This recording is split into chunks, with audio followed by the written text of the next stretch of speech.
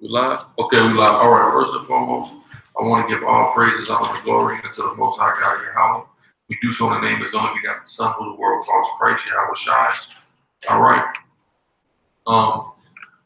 We are observing the Feast of First Fruits tonight through the Spirit of God, the Most High. It's our first holiday here in Dallas, so all praise the Most High for that. And I hope the audio is sounding good to the audience. It's a new little spot we're in, so we just getting a hold of stuff. But honor of the feast, of course, we're gonna go into the law. We're gonna read about all the laws that was commanded to Moses and he gave unto the children of Israel about the feast and how we are to observe it, etc. Right? So go ahead, This is the book of Leviticus chapter 23, verse 10. Uh-huh. It says, "Speak unto the children of Israel, and say unto them, when ye be come into the lands which I give unto you, and shall reap the harvest thereof, then ye shall bring a sheaf of the first fruits of your harvest unto the priest. Uh-huh. He shall wave the sheaf before the Lord to be accepted for you. On the morrow after the Sabbath, the priest shall wave it." You go? Mm-hmm. Verse 12, "And ye shall offer that day when ye wave the sheep and he lamb without blemish of the first year for a burnt offering unto Yahweh. Uh-huh. And the meat offering thereof shall be 2/10 deals of fine flour mingled with oil, an offering made by fire unto Yahweh for a sweet savor. Uh-huh. And the drink offering thereof shall be of wine, the fourth part of a hin. Mm-hmm. Ye shall eat neither bread nor parched corn nor green ears until the selfsame day that ye have brought an offering unto your God. It shall be a statute forever throughout your generations and all your dwellings." Right, so that was the ordinance that the Most High made for this feast. But keep going, because it's going to tell us how we know what day to keep the feast on. Read on. Verse 15, "And ye shall count unto you from the morrow after the Sabbath, from the day that ye brought the sheep of the wave offering, 7 Sabbaths. 7 Sabbaths, read. Shall be complete." Verse 16, "Even unto the morrow after the 7th Sabbath." Wait, even unto the morrow after the 7th Sabbath, read on. "Shall ye number 50 days. You see that? So we have 7 Sabbaths and then 50 days. A lot of brothers think that we literally are only supposed to number 50 days, right? But it says after 7 Sabbaths, then you number 50 days. That's very important to understand. So usually it's about 100 days in total that's being numbered. A lot of people read right over that. Read that part again. Because I remember I had an argument with a brother about this. And literally he's just ignoring it. It says after this, then number 50 days, right? So go ahead. Verse 16, "Even unto the morrow after the 7th Sabbath." After you number 7 Sabbaths, read on. "Shall ye number 50 days. Then you add 50 days.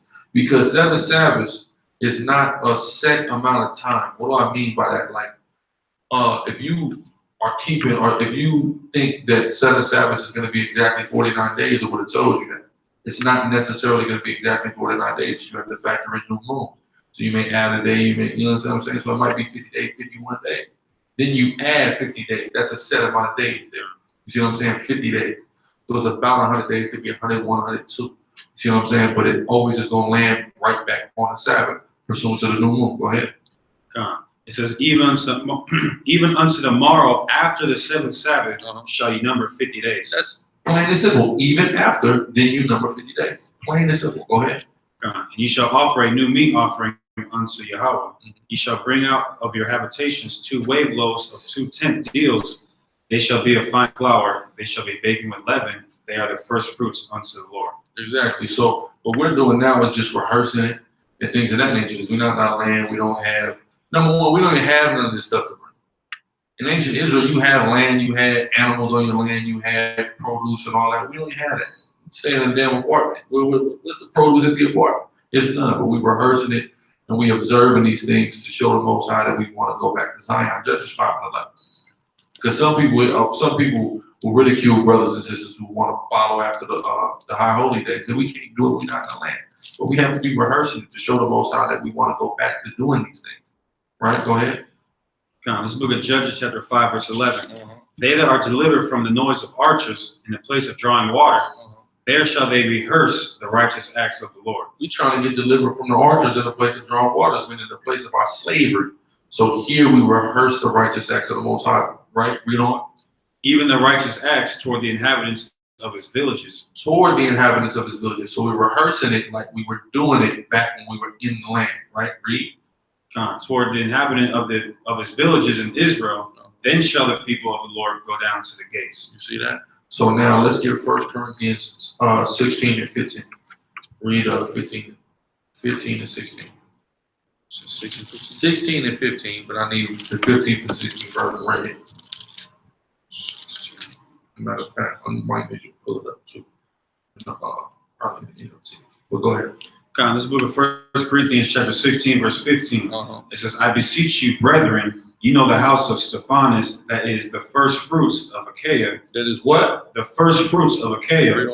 And that they have addicted themselves to the ministry of the saints. So as we see, it says the first fruits of a particular individual. Because what he's talking about is the brothers who are in this particular city who was doing the work. Read it again from the top. God, this is 1 Corinthians 16 and 15. I beseech you, brethren, ye know the house of Stephanus, that is the first fruits of Achaia. Meaning when they went to preach the ministry in Achaia, the first people to wake up to it and make themselves a part of it were this particular house, the house of Stephanus, right? Read on. And that they have addicted themselves to the ministry of the saints. So like they have addicted themselves to the ministry of the saints. They have addicted themselves to the ministry. So that's what the first fruits of the Most High should be doing. Addicted themselves, because we're dealing with a spiritual first fruits. Since we don't have our literal physical first fruits, a spiritual first fruits. So what should the spiritual first fruits be doing? Read it again. Addicted themselves to the ministry of the saints. You should be addicted to the ministry. That's what it's about. That's how we become the spiritual first fruits of the Most High and become the elect of the Most High and things of that nature. Through addicting yourself to the ministry, right? That's our job and position. Everything else is secondary. You know, you go work a job or, do whatever you do. Yeah, of course, we have to do that because we're in a place of our servitude. But our number one thing is the ministry. That's what our primary focus should always be, the ministry. Read on. Verse 16, that ye submit yourselves unto such. That you what? Submit yourselves unto such. See, what he's telling them is this, because the Corinthians, when you read 1st and 2nd Corinthians, right, you'll notice they're a lot longer than all the other letters that Paul wrote. And it's 2 of them, right? And they both deep. How many chapters 2nd Corinthians got? 15 too? Something deep, right? Much deeper than Ephesians, Galatians, Romans, Philippians. You said 13? You see what I'm saying? So these are all the series of letters that Paul was writing to the Corinthians, because the Corinthians was known as a problem church. If you read about all the different instances and events that are occurring in Corinth, they're always messing up in Corinth. So Paul was trying to tell them something. So he was sending Stephanus from Achaia, right, to come and basically oversee the church at Corinth. And he said, these men have addicted themselves to the ministry, so you should submit yourself to them, right? Read that again. This is 1 Corinthians chapter 16 and verse 16. That ye submit yourselves unto such, and to everyone that helpeth with us and laboreth. You see that? So these are the men that have addicted themselves to the ministry. They labor, they put their work in. So when these guys get to your church, you got to submit yourself to these brothers. Because these brothers is going to get y'all right, because somebody got to do it. And Paul was always moving around. So with Paul always moving around, he couldn't just be at every church overseeing. He was setting up all kind of camps, which when we see churches, it's just setting up camps, setting up all kind of camps all over Asia Minor. He said, listen, I'm sending these dudes from Achaia to come get y'all in line. They was, matter of fact, in 2 Corinthians 5, they was doing madness in Corinth, right? Where you at 5? Let me see. No. Is it 6? So go to 1st. You know what I'm talking about? That once y'all have his father's wife? Oh. That's 1st. That might be 1 Corinthians. Yeah.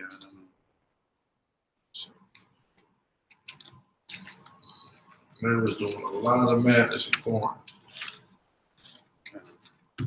That's it? 1 Corinthians? I'm still trying to find it. It's 5 or 6 first and 2 Corinthians. I know that for sure.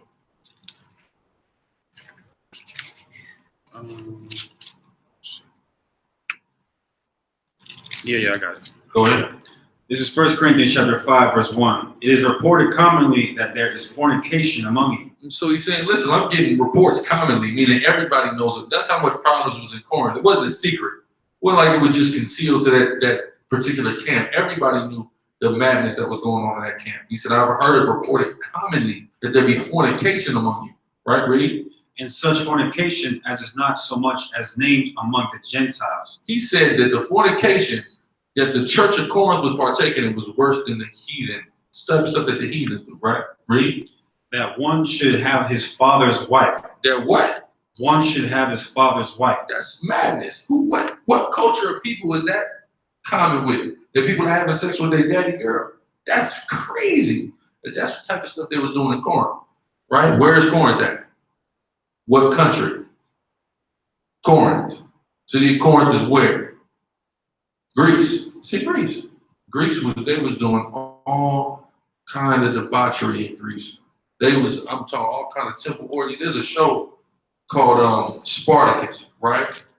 Right, so you see Spartacus. You watch Spartacus, you'll see the type of debauchery that they was doing in ancient Greece. I'm talking about absolute madness. All kind of, and that's what a lot of that type of culture was introduced to our people. Homosexuality, orgies, just all kind of madness like that comes from them. So you have a situation where brothers is getting raised up out of a particular municipality in Greece. And these brothers, of course, are being influenced by what? By the ways of the Greeks still.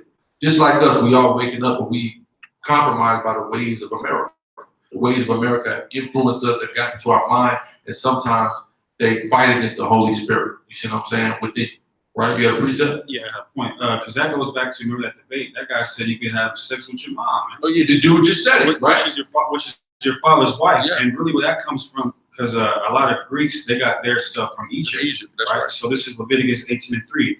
After the doings of the land of Egypt, wherein ye dwelt, shall ye not do. And after the doings of the land of Canaan, whither I bring you, shall ye not do. You see that? That's what, when the northern kingdom wanted to leave Assyria, what did the northern kingdom say? We all go away from the heathen, right? That was the whole goal. We got to get the hell away from the heathen, because the heathen have constantly influenced us to do the wrong thing, right? So the first thing Moses is telling us when we come out of Egypt is, do not be like the Egyptians. You just spent centuries in Egypt watching these people, their debaucherous ways. Don't be like them. But then also, y'all coming into Canaan. These Canaanites, they similar to the Egyptians. They kill babies. They have all kind of orgies, do madness too. Don't be like them, right? But constantly, we have allowed the heathen to influence us, right? Which is why it's so important that we fight it now. And even more so, the way that the white man influences us, I think it pales, the Egyptians and Canaanites pale in comparison to the way that the white man influences us in this time. People want to be the white man so damn bad. Give me First Maccabees. We got right here. First Maccabees 4, slide the second Maccabees 4 and 15 to 17. Because that's I'm talking about our people love following after the ways of the white man the same way we follow after the ways of the Egyptian, the Babylonian, the Greek, and the Canaanite, and every other heathen people that have ever came and oppressed us. And that's why the Most High allows them to come and oppress us, though. That's what we have to understand. The more we want to be like somebody that's not an Israelite, the more the Most High God is going to make them people come and oppress us and kill us, etc. Right? Read that. This is 2 Maccabees chapter 4, verse 15. To 17. It says, not setting by the honors of their fathers. First problem, not setting by the honors of our fathers. We have to follow the customs that have been given to us by our forefathers. That's what we have to set by. Read. But liking the glory of the Grecians best of all. Liking what? The glory of the Grecians best of all. Oh, that 1 Corinthians, what is that, 6? You know what I want? The glory of a man. Liking the glory of the Grecians best of all. That's key, because there's different layers to that, right? Basically holding yourself to the standard of the Greek or the so-called white man. But there's a key point I like to really hone in on this topic. You know what I'm talking about?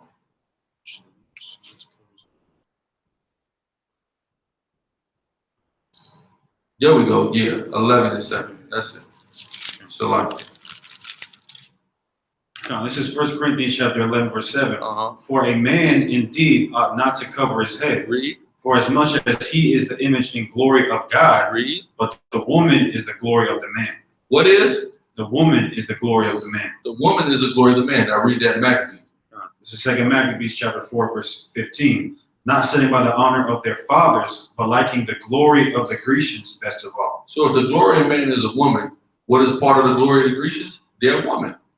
So when Negroes out here seeking after the white woman, and like she's the #1 woman on the planet, they're liking the glory of the Grecians best of all. Basically, when a Negro, a lot of times I tell when a Negro gets with a white woman, it's because he's trying to have a white life. You understand what I'm saying? He's looking, okay, what does a white man do? He gets his white wife, he gets a white picket fence house, he does all these various things, right? So that's what they're seeking for, right? We don't.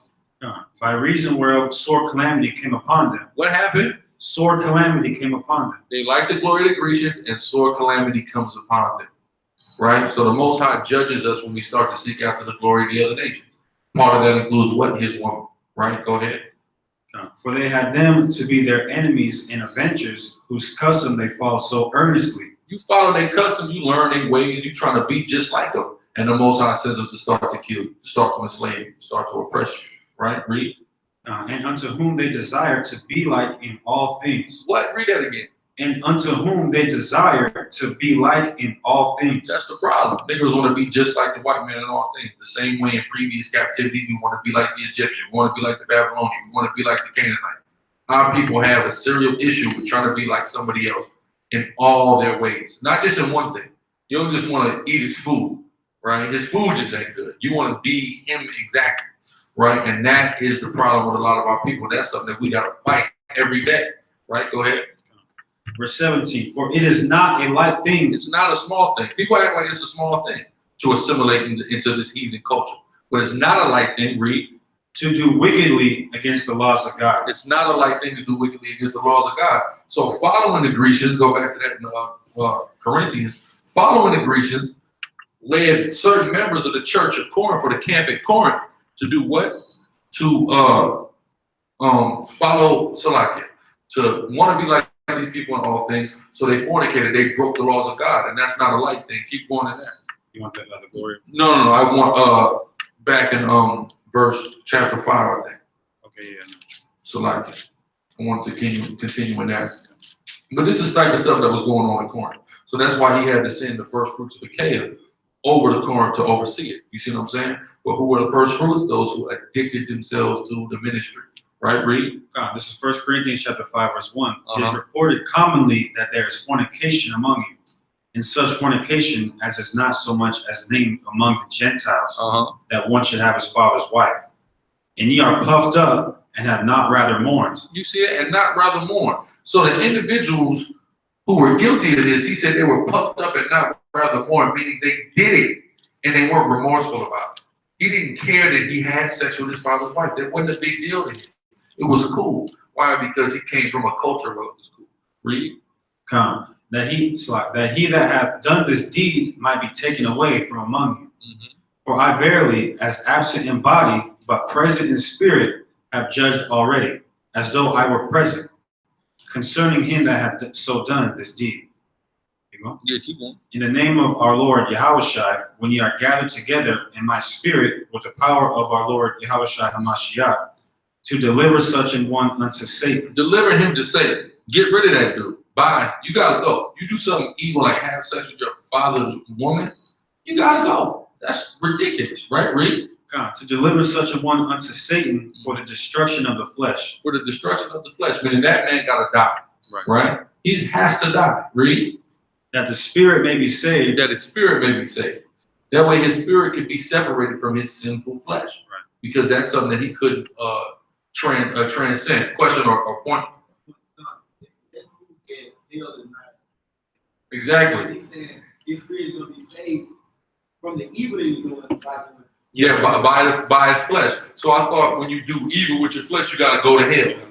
Right? He ain't going to hell. We trying to save his spirit. Right? Period. Right? Matter of fact, hold that Romans 7. Romans 7, because this is what Paul is talking about in Romans 7, dealing with the constant war that's taking place between your flesh and your spirit. And that dude lost the war. So because he lost the war, he needed to be separated from his flesh. Period, right? Spiritual? No, not that part. You might probably want to start early because this whole chapter is really about it. So like, 7. You said 15? About 15? There you go. You're right. Come on. This is Romans 7:15. For that which I do, I allow not. For what I would, that do I not. But that what I hate, that do I. That do I mean? I do things I hate. I do wicked things. I do fleshly things. My flesh is making me break the laws of God. Read. So like it started 14 actually. Verse 14, Romans 7:14. For we know that the law is spiritual. The law is what? Spiritual. It's a spiritual law. The law is spiritual. The law is spiritual. People act like it's a spiritual law, it's a new thing. No, the law is spiritual. It's what it is. Read. But I am carnal. But I am carnal. Wait, I thought the laws were written on his heart. I thought he was in the new covenant. What is he? Carnal. I am carnal. He's carnal. Read. Sold under sin. And he's sold to sin. Meaning his flesh wants to sin. You see that? Sometimes you just got to read things because some things are just such cuts to certain ideology you won't even think of it. This ain't nothing about a new covenant here. But you know he ain't under the new covenant if he's sold to sin. That mean the law ain't on his heart. Right? Read. For that which I do, I allow not. For what I would, that do I not. But what I want to do is be righteous, not break the laws of God. But I don't do it. Read. But what I hate, that do I. That's what I'm doing. What I hate. That's the war that's going on. You have precepts? Yeah. This is Matthew chapter 26, verse 41. Watch and pray that ye enter not into temptation. The spirit indeed is willing. Your spirit is willing. You heard the truth. Your spirit's like, man, I want to be a perfect law keeper. I want to keep every single law. The spirit is willing, read. But the flesh is weak. The flesh is weak. This goes back to our lesson. Spirits don't sin. Right? That's how you know it ain't no fallen angel. That whole fallen angel, man, it's impossible because they spirits. Spirits don't sin.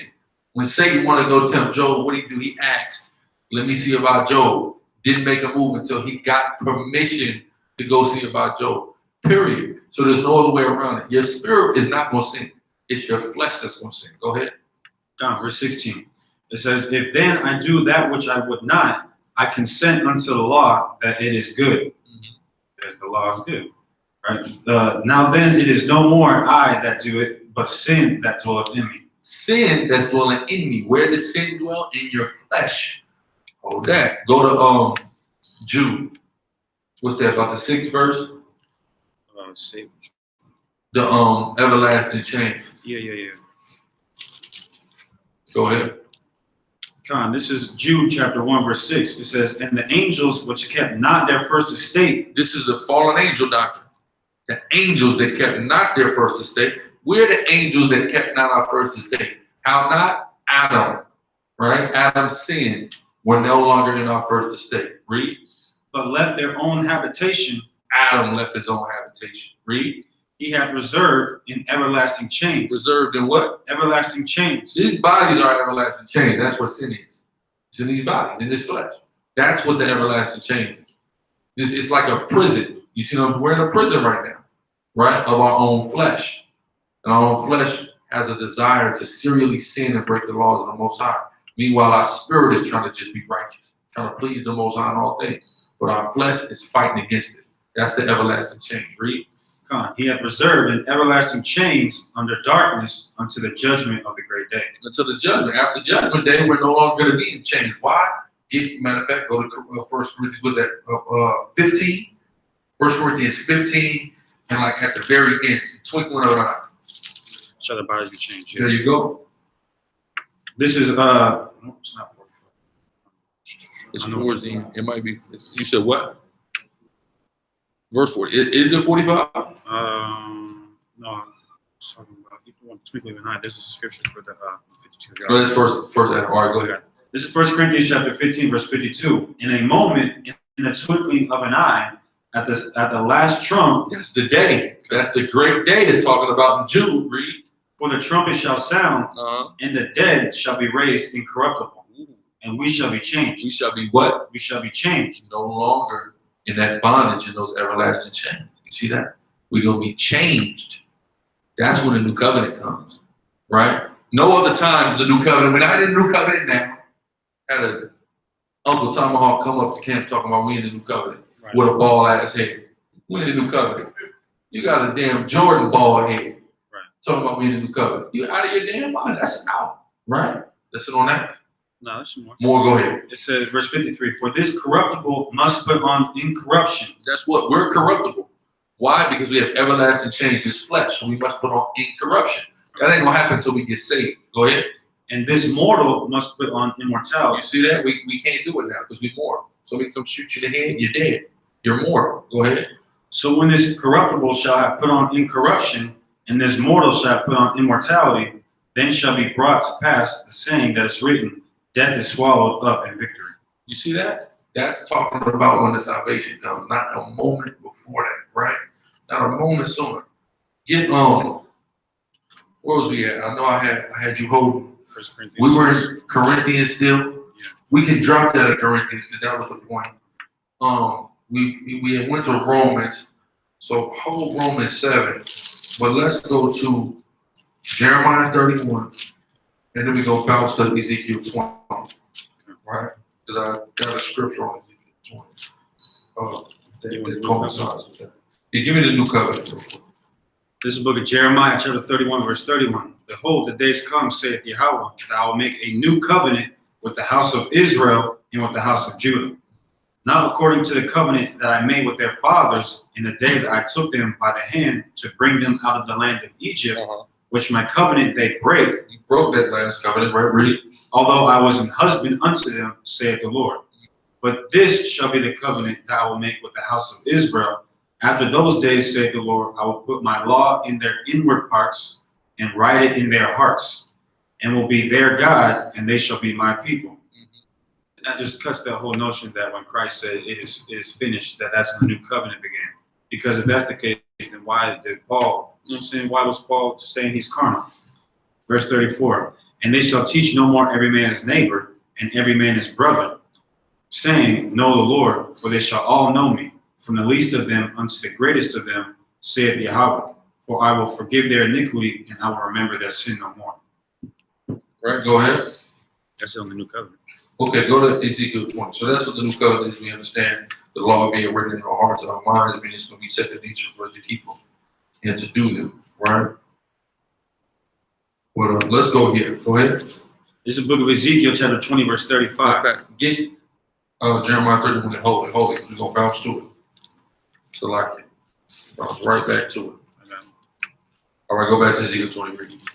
This is the book of Ezekiel, chapter 20. I'm going to start at verse, let's get to the point, verse 35.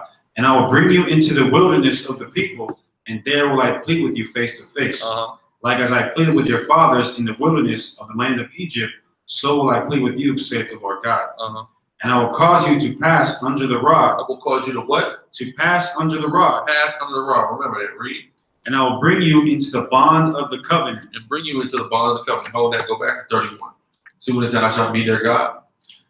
It says, this is Jeremiah 31 and 33. But this shall be the covenant that I will make with the house of Israel. After those days, saith the Lord, I will put my law in their inward parts and write it in their hearts, and will be their God. And will be what? Their God. Be their God, right? So when it say pass under the rod, it's the same thing as him saying he will be their God. To prove that, let's go to Leviticus 27 and 32 real quick. Because that's what it means to be passed under the rod.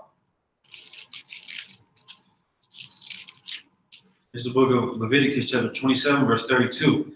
And concerning the tithe of the herd or of the flock, even of whatsoever passeth under the rod. Whatso what? Passeth under the rod. Right, so you have the tithe of your herd and your flock. What passes under your rod. Meaning you're the shepherd of these particular animals, and they pass under your rod. Meaning you're the one that leads them. So when it says he's going to cause us to pass under the rod, it means he's going to be our God again. We're going to be under his guidance and leadership and follow his instructions again. Which us as a nation, even though there's a remnant of us that are trying to do it, us as a nation is not doing it right now.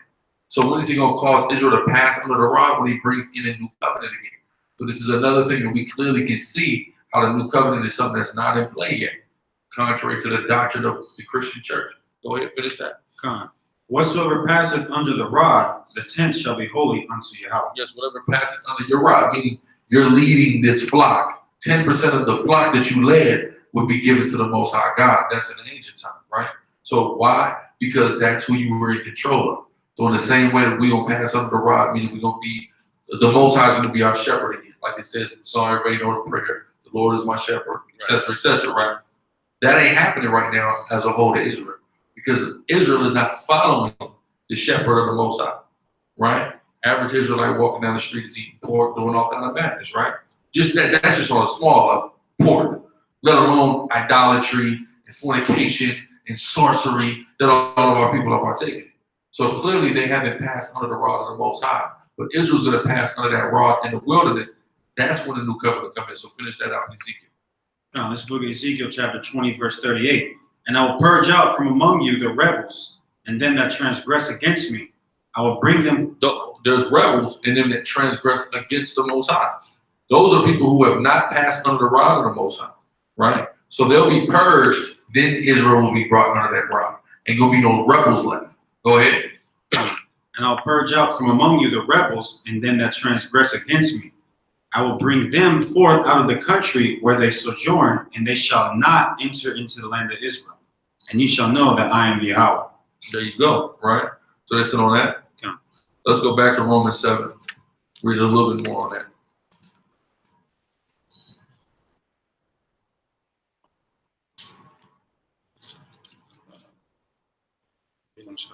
What we leave off at?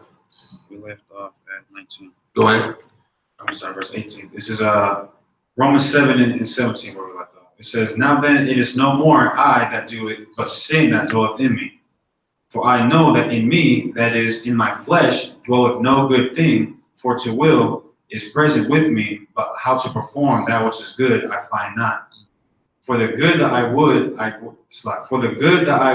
do not, but the evil which I would not, that I do. Now, if I do that I would not, it is no more I that do it, but sin that dwelleth in me. Verse 21. I find then a law that when I would do good, evil is present with me. He finds a law that when he would do good, evil is present with him. See, a Christian will go here and say, see, the law is evil. No, he's saying there's a different law in his members than the one that's in his spirit.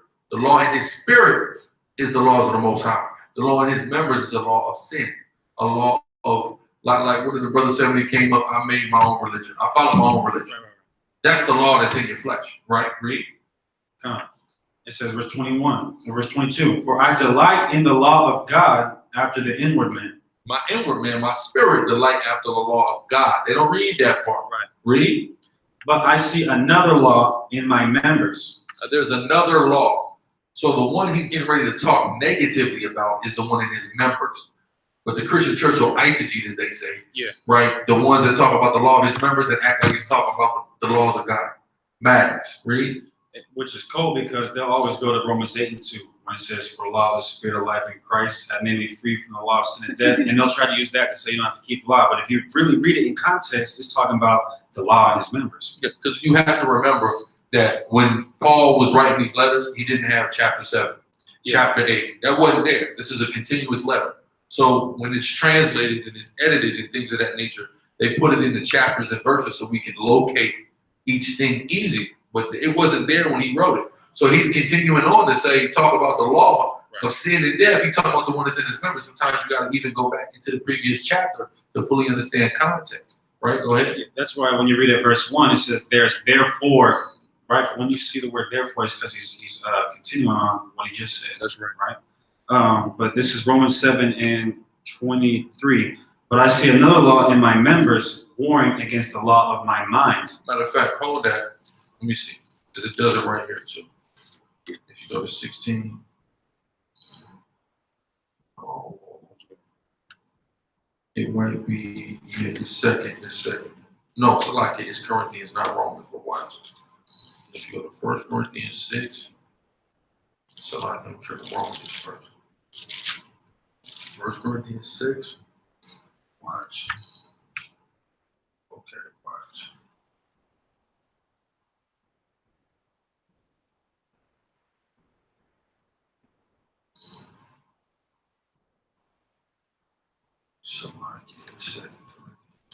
It's the one to say the promise. It's about the promises. No, it's right here. Touch not the unclean thing. Oh yeah. Right. So yeah, watch. 6 and 7. Watch. You're gonna start at 16, and we're gonna read though into chapter 7. Into 7 is where it's gonna make the point. You got the precept right there. So read into 7. Go ahead. This is 1 Corinthians chapter 6, verse 16. It says, "And what agreement hath the temple of God with idols? For ye are the temple of the living God.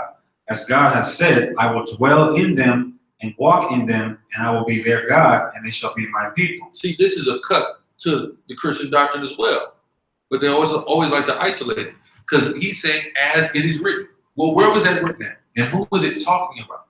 It was written in what they call the Old Testament. It was talking about the Israelites. So that proves that the Corinthians had to be Israelites. Because it ain't written that nobody else the Most High was going to dwell in and walk with. That's never been written about any other nation but Israel. Right? Read. That's bad. Verse 17. "Wherefore come out from among them." Come out from among who? These other people who God will not dwell with. Right. Read. "And be ye separate, Separate yourself from these nations. Read. saith the Lord, and touch not the unclean thing." He's telling them to stop having sex with your father's wife. Right. Same church he's getting on. Right? Go ahead. "And I will receive you, and will be a father unto you, and ye shall be my sons and daughters, saith the Lord Almighty." All promises that he made to Israel. So where are they getting that these are not Israelites he's talking? These are all exclusive promises to the nation. Right? "Having therefore these promises," having these promises, so he's listing these things and he's telling you these are promises. Having these promises, read. Now this is into the next chapter now. That's why you gotta keep reading. It's chapter 7, verse 1. We read from chapter 6, verse 16. Read. It says, "Dearly beloved, let us cleanse ourselves from all filthiness of the flesh." And how do we know what's filthiness of the flesh? The law tells us. There's nothing else to tell you your flesh is filthy, but the law tells you what's clean and unclean, right? Read. "And spirit, perfecting holiness in the fear of God." You see that? But they never want to read all of it in context and go into the next chapter because it starts to make their doctrine inconsistent now because all of this is only dealing with Israel. He never made these promises with nobody else, right? Precept? Oh, you got to do Deuteronomy? Yeah. This is the book of Deuteronomy chapter 6, verse 2. It says, "That thou mightest fear Yahweh thy God, to keep all his statutes and his commandments, which I commanded thee, thou and thy son and thy son's son, all the days of thy life, and that thy days might be prolonged." And hold on, but no, because it said it when you that last verse, it said that you may fear the Lord. So it's the same. He's reinstituting the same commandment to thou thy son and thy son's son, not thou thy son, the Philistine, the Hittite, the Edomite, the Moabite. Notice that thou thy son and thy son's son, right? That's it on that. Okay, let's go back to Romans 7. Let me see where we at there. Ain't much more. And then I want you to hit that Corinthians and NLT and we can flow on that. All right, let's go hit that in the NLT before. 1 Corinthians, when we started with 1 Corinthians 16, 15 to 16. In the NLT, yes, sir.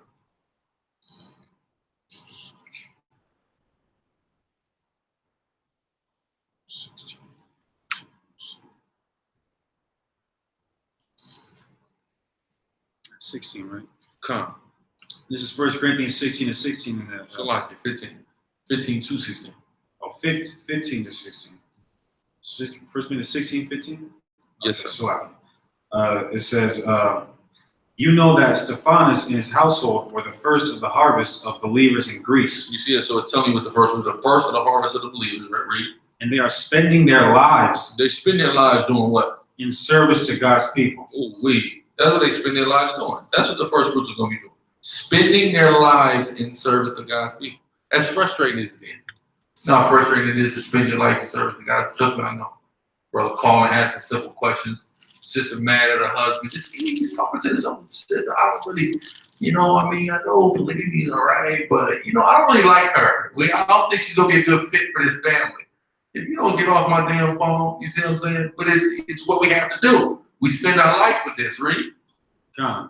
It says, "They are spending their lives in the service to God's people. I urge you, dear brothers and sisters, to submit to them and others like them who serve with such devotion." Exactly. Brothers who serve with such devotion are who, the Most High is counting as his first fruits and leadership of the nation at this time, right? But with that, we're going to close. So, you got a precept? All right, go ahead. Just to prove who the first fruits are, right? This is Revelation 14, verse 3.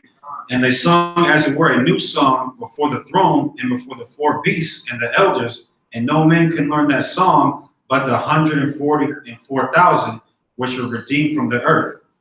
These are they which were not defiled with women, for they are virgins. These are they which follow the Lamb whithersoever he goeth. These were redeemed from among men, being the first fruits unto God and to the Lamb. Right. So who is the elect going to be? Going back to the other precept, those who addicted themselves, or they spent their life devoted to the service of the Most High. So with that, we're going to give again all praises to Yahweh Hashem Yahushua and close on